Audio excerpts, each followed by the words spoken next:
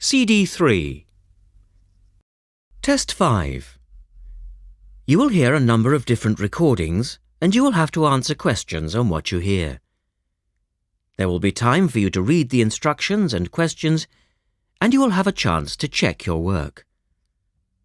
All the recordings will be played once only. The test is in 4 sections. Write all your answers in the listening question booklet. At the end of the real test, you will be given 10 minutes to transfer your answers to an answer sheet. Now turn to Test 5, Section 1 on page 112. Test 5, Section 1. A man wants to place an order by telephone for some office stationery. Listen to the conversation between the woman and the man and answer the questions. First, you have some time to look at questions 1 to 6.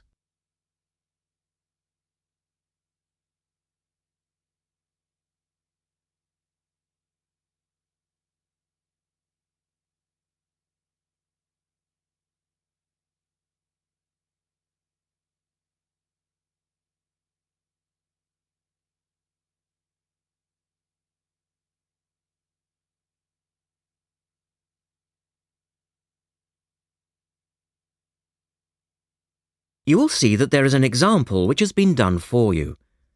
On this occasion only, the conversation relating to this will be played twice.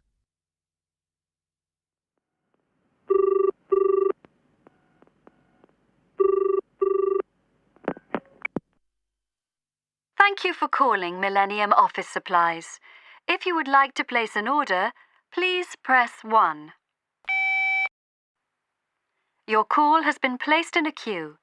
A customer service operator will be with you shortly.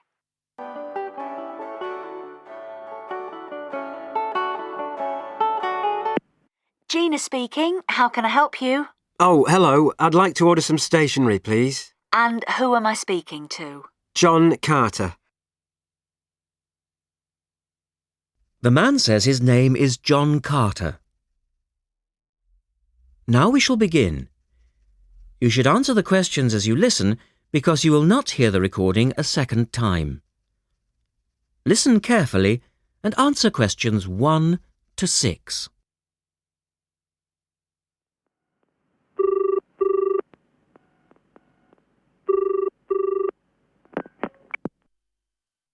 Thank you for calling Millennium Office Supplies. If you would like to place an order, please press 1.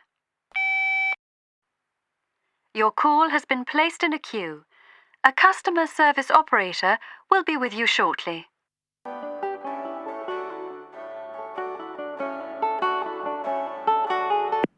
Gina speaking. How can I help you? Oh, hello. I'd like to order some stationery, please. And who am I speaking to? John Carter. Right. Can I just confirm your account number and the name of your company, John? Sure. The account number is 692411. 692411. Right. And you're from Rainbow Computers? No, the company is Rainbow Communications. Oh, OK. I'll just fix that on the system. Communications. And what would you like to order, John? Envelopes. We need a box of A4, that is, normal size envelopes. White, yellow or manila? We'll have the plain white, please. But the ones with the little windows. OK. 1 box, A4, white. Just the 1 box, was it? On second thoughts, make that 2 boxes. We go through heaps of envelopes. As a matter of interest, are they made from recycled paper? No, you can't get white recycled paper. The recycled ones are grey, and they're more expensive, actually. Right, we'll stick to white then. Something else, John? Yes, we need some coloured photocopy paper. What colours do you have? We've got purple, light blue, blue, light green, whatever you want, pretty much. There are 500 sheets to the pack. Right, let's see. We're going to need a lot of blue paper for our new price lists. So can you give us 10 packs, please? Make sure it's the light blue, though. 10 packs of the light blue. The woman asks the man if he needs anything else. Look at questions 8 to 10.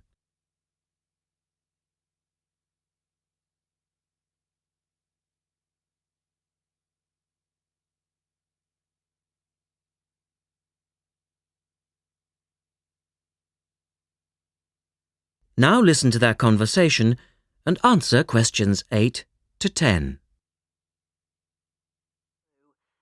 Anything else that we can help you with? Let me think. What else do we need? I'm sure there was something else. Pens, paper clips, fax paper, computer supplies, office furniture? Oh yes, we need floppy disks. Do you have those nice coloured ones? Yes, but they're a bit more expensive than the black ones. Oh, that's all right. I'm not paying anyway. Right. Floppy disks. And what about diaries for next year? We've got them in stock already and it's a good idea to order early. No, I think we're all right for diaries. But something we do need is one of those big wall calendars. You know, one that shows the whole year at a glance. Do you stock those? We certainly do. OK, can you include a wall calendar then, with the other stuff? Just make sure it's got the whole year on the one side. Sure. And do you have a copy of our new catalogue? No, I don't, but could you send one? Yes, I'll pop one in with the order. You'll find it a lot easier to remember what you need if you have our catalogue in front of you next time. Yes, good idea. And when can you deliver this? Should be with you tomorrow morning. Can you make sure that it's not after 11:30am? Because I have to go out at 12. There's only myself here on Fridays. Fine. I'll make a note on the delivery docket that they should deliver before 11:30. Thanks very much. Thanks. That is the end of section 1. You now have half a minute to check your answers.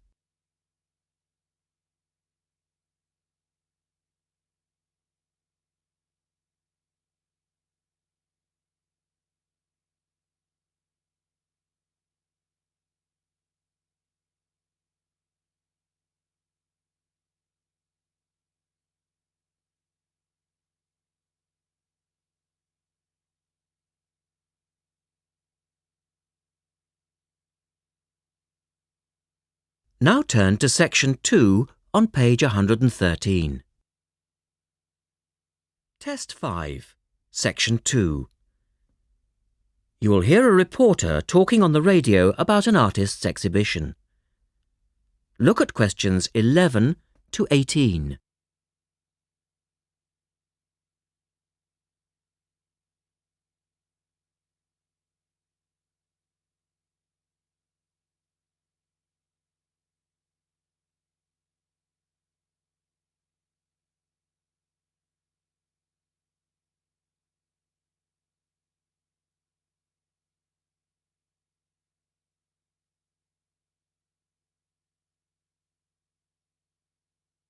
As you listen to the first part of the talk, answer questions 11 to 18.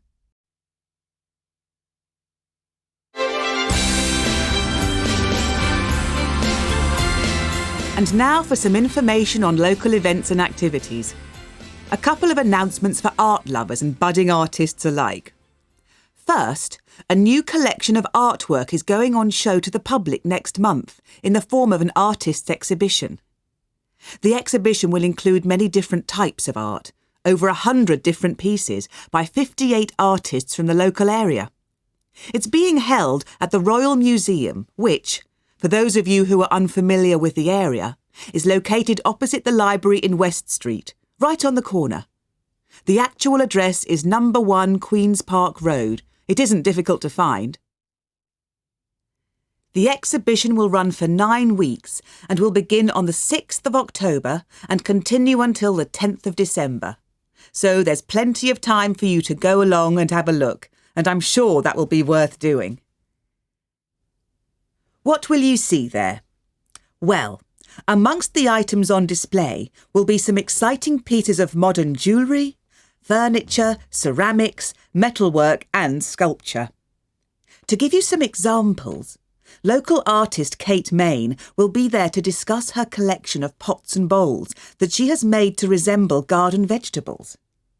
They're the sort of thing that would brighten up any dining table and range from things like yellow cabbage-shaped bowls to round tomato-shaped teapots. Prize winner Cynthia Corse will also be there to talk about her silver jewellery, all of which she produced using ideas from the rural setting of her country home. Some of her rings are quite extraordinary and have beautiful coloured stones in them. Or, if you prefer sculpture, there's plenty of that too. Take, for example, Susan Cupp's sculpture of 25 pairs of white paper shoes. It sounds easy, but believe me, it looks incredible. All of these items, along with many others, will be on sale throughout the exhibition period. As part of the exhibition, there will be a series of demonstrations called Face to Face, which will take place every Sunday afternoon during the exhibition, and these will provide an opportunity for you to meet the artists. Now look at questions 19 and 20.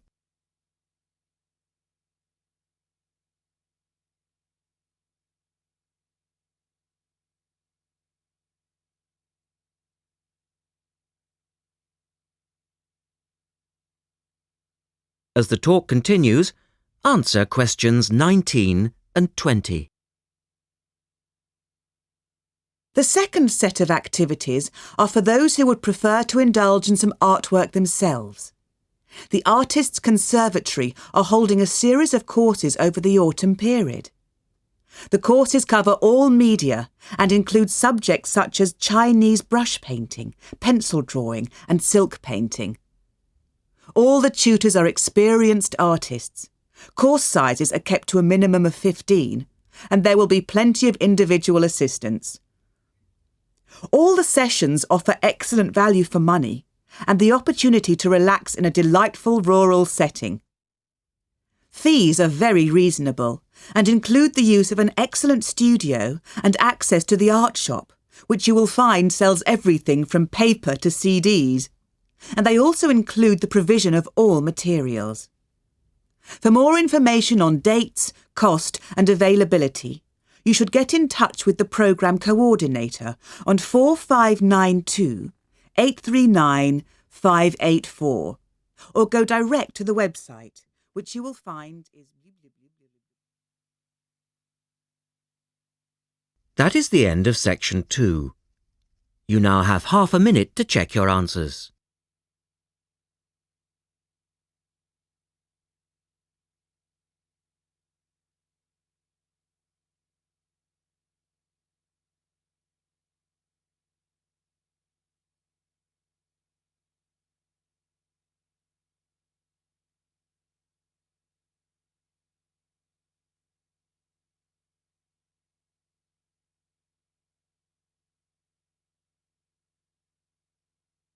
Now turn to section 3 on page 114. Test 5, section 3. In this section, you will hear an interview with a wildlife specialist called Alison Sharp talking about bears. In the first part of the discussion, they are talking about the history of the bear. First, look at questions 21 to 23.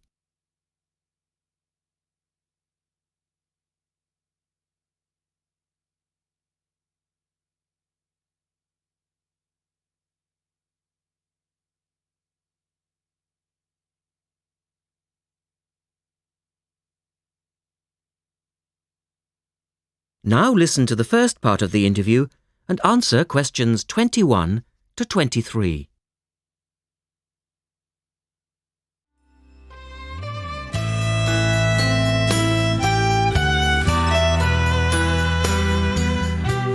Alison Sharp has spent much of her life researching bears, and in particular, bears in danger of extinction.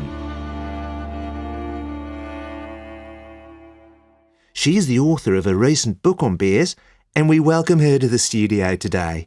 Thank you. Delighted to be here. First of all, can you give us a quick overview of the history of the bear family? Well, the bears we know today actually have as their ancestors bears which have been evolving for some 40 million years. We have fossils of the earliest true bear, and it's important to emphasize this because some creatures are called bears but are not. Such as koalas, for instance. Yes, exactly. Fossils of the true bear show a small dog-size animal with characteristics that show a blending of dog and bear traits. So the general belief is that dogs and bears were of the same family? Yes, that's the theory. And then we see the arrival of the early cave bear. We know from cave drawings that Neanderthal man used to worship this bear and at the same time fear it. Understandable, perhaps. Yes, but they need not have worried because the cave bear only ate plants. In fact, the cave bear survived 2 ice ages, but then became extinct. In the second part of the interview, Alison talks more about the situation of bears today. Look at questions 24 to 30 first.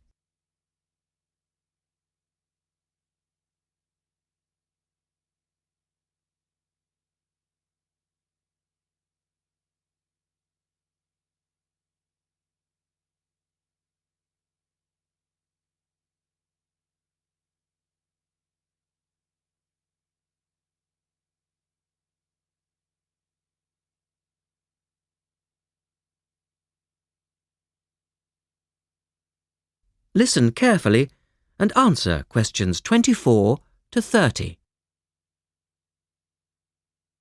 So, how many bears can we find today? And are any of them in danger of extinction? Well, I'll answer your first question first. There are 8 species of bear in all, among them the American black bear and the brown bear, from which evolved the newest species of bear, the polar bear. So, how old is the polar bear? Oh, he's a relative newcomer, just 20,000 years old. And could you tell us a little about them? Which is the largest bear, for instance? Well, the largest bear existing today is either the polar bear or the brown bear. Right. Don't we know? Well, it depends which criteria you use. The polar bear is the heaviest. The male weighs up to 1,500 pounds, but his narrow body actually makes him look smaller than the much more robust brown bear. So the brown bear appears the biggest. Yes. And the smallest? Well, the sun bear is the smallest of the 8 species. They only weigh between 60 and 145 pounds. That makes him a comparative junior. Yes. And then next we have the so-called giant panda. But that's a small bear too, comparatively speaking. And are all bears meat eaters? No, not at all. In fact, the giant panda is almost entirely herbivorous, living on a diet of 30 types of bamboo. Ah, yes, of course. Pandas are famous for that. And another interesting bear is the sloth bear, which eats insects, particularly termites. He can turn his mouth into a tube and suck the insects out of their nests. So, going back to my second question, are bears really in danger of extinction? Yes, indeed, they are. The sun bear in particular, as they've been hunted almost out of existence. And the habitat of the panda is also being reduced on a daily basis. Can anything be done to reduce the threat to these endangered species? I know, for instance, that it's very hard to breed bears in captivity. Yes.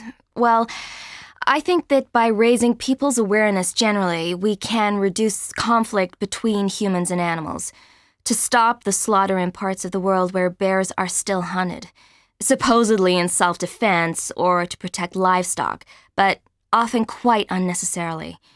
And we can also encourage governments to preserve the natural environment of the bear, rather than allow the areas where they live to be systematically destroyed in the name of progress. Yes, of course. And in addition to these global efforts, all profits from the sale of my book will go toward the United Nations Bear Protection Program.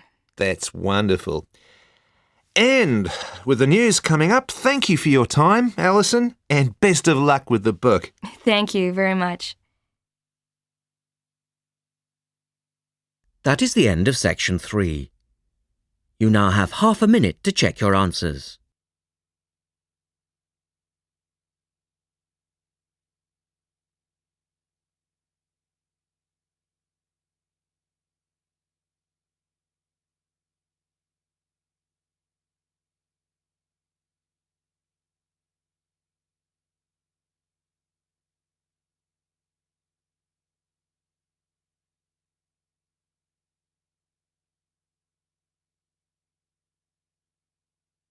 Now turn to section 4 on page 116.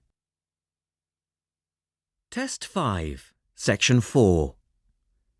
You will hear a lecturer talking about the solar eclipse in history. First, you have some time to look at questions 31 to 36.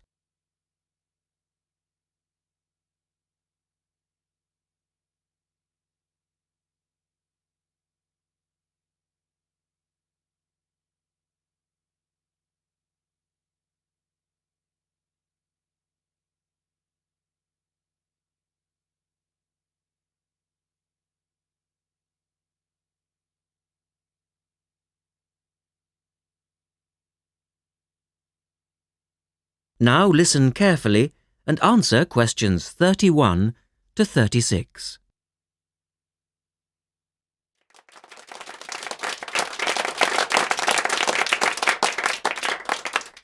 Good evening and welcome to this month's Observatory Club lecture. I'm Donald Mackey and I'm here to talk to you about the solar eclipse in history. 1,000 years ago, a total eclipse of the sun was a terrifying religious experience.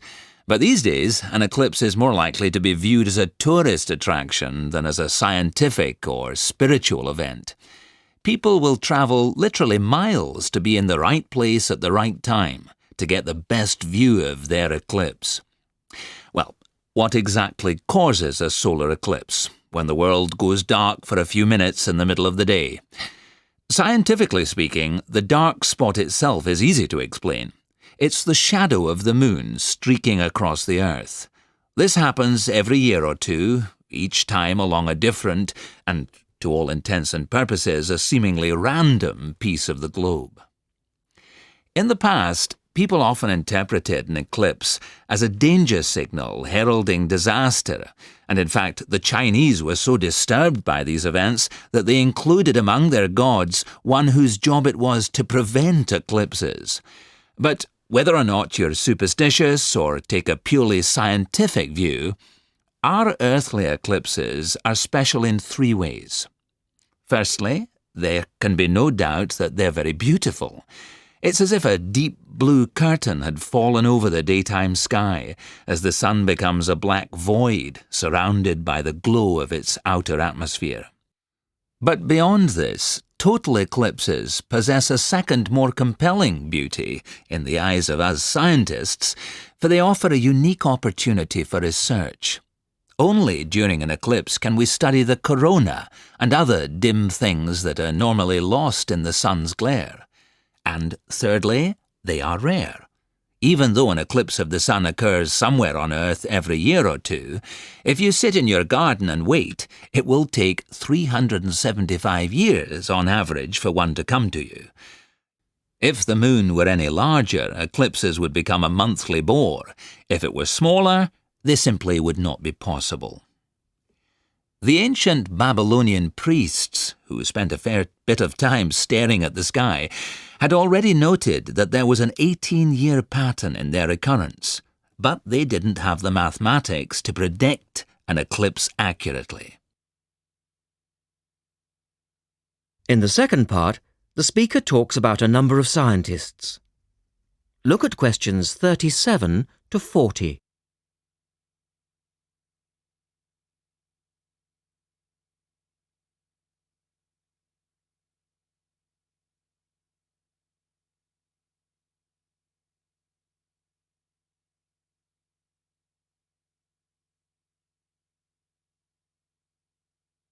Now listen carefully and complete the table.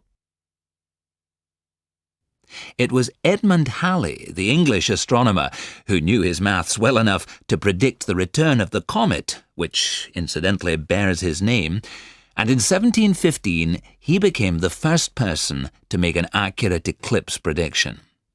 This brought eclipses firmly into the scientific domain, and they've since allowed a number of important scientific discoveries to be made. For instance, in the eclipse of 1868, two scientists, Janssen and Lockyer, were observing the Sun's atmosphere, and it was these observations that ultimately led to the discovery of a new element. They named the element helium, after the Greek god of the sun. This was a major find, because helium turned out to be the most common element in the universe after hydrogen. Another great triumph involved Mercury. I'll just put that up on the board for you now. See, there's Mercury, the planet closest to the Sun, then Venus, Earth, etc. For centuries, scientists had been unable to understand why Mercury appeared to rotate faster than it should.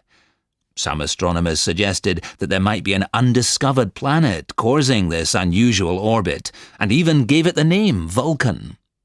During the eclipse of 1878, an American astronomer, James Watson, thought he'd spotted this so-called lost planet.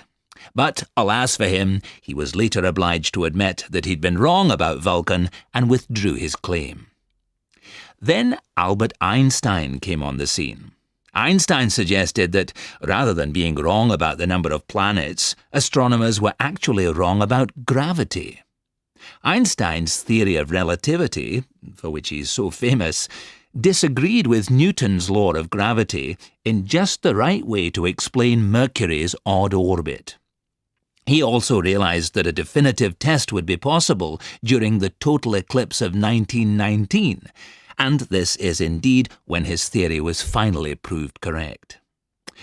So there you have several examples of how eclipses have helped to increase our understanding of the universe.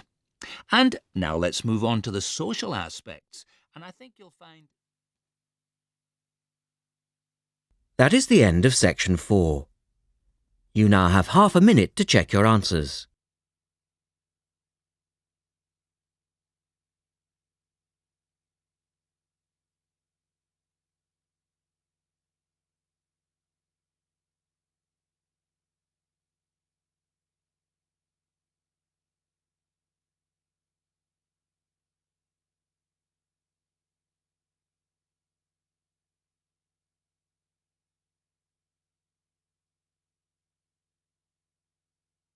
That is the end of the listening test. At the end of the real test, you will have 10 minutes to transfer your answers to the listening answer sheet. Published by and copyright Pearson Education Limited, 2001.